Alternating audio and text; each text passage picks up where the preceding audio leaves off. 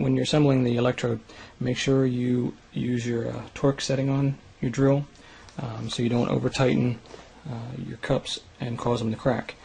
This was a little tool that I had made and made it a lot easier to put these things together. Just stainless steel rod, not a rod, sorry, stainless steel tube with a 7/16 socket on the end, and makes it much easier to put your electrodes together.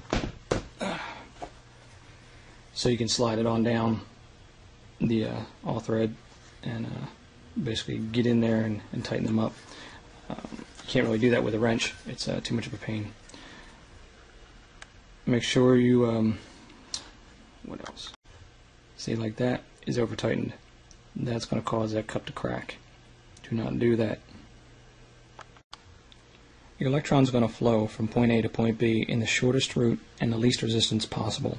So if you have your connections on the outside here, what's going to make that electron want to go inside and through these cups when it can just pass straight through the outside here? So you're going to get what's called a current leakage. The electron's not going to flow exactly where you want it to, and you're going to lose a lot of your production. So that's why I kept the connections in the center. So I utilize the actual connectors themselves as part of the cell, so you're not wasting any material. The object is to get as much stainless and much surface area as you can inside your electrode, but also you have to be smart about where it is. And that's why this is one of the best designs of when you keep the electrons and keep everything symmetrical and parallel, you're going to have much better flow. Now, here's the other characteristic that you need to look into. The way that these cups are rolled at the edge causes a backdraft of the fluid to get sucked in and pull the bubbles off the one above it.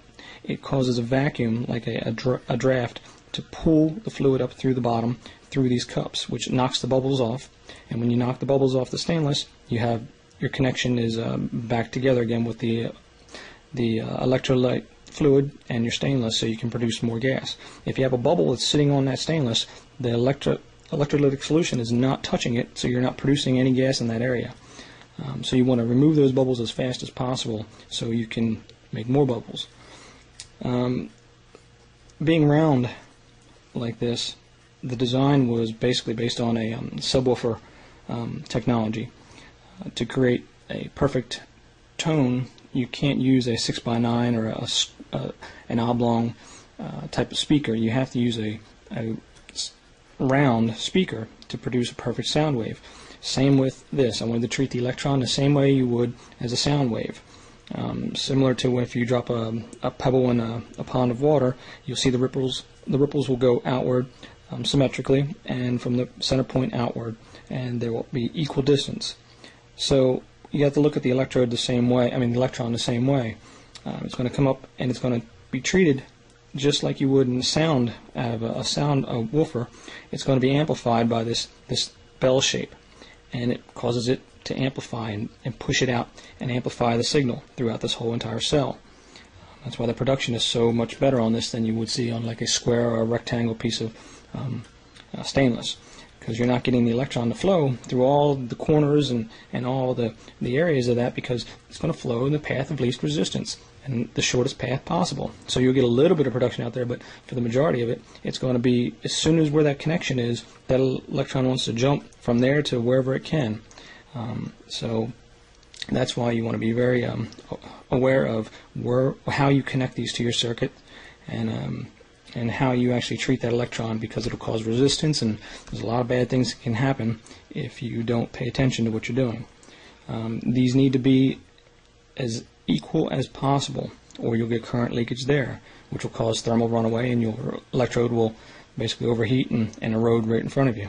So there's a lot of different things that you need to keep in mind. So just don't look at these videos on YouTube and these people are just throwing these things together and think that yours is going to last, because there's a lot of other things that you have to do to this when it comes to the chemical treatment and when it comes to the actual how you power the cell up. That's going to make it last for a long time. If you don't, it will erode quickly and you'll be very dissatisfied with what you've done, and you'll think that it's a piece of crap when it's actually not, when it was these people that are online just throwing their ideas up there because what they see is what they think it is, but there's a lot of other things that go into this to actually make your production much better and make it last longer.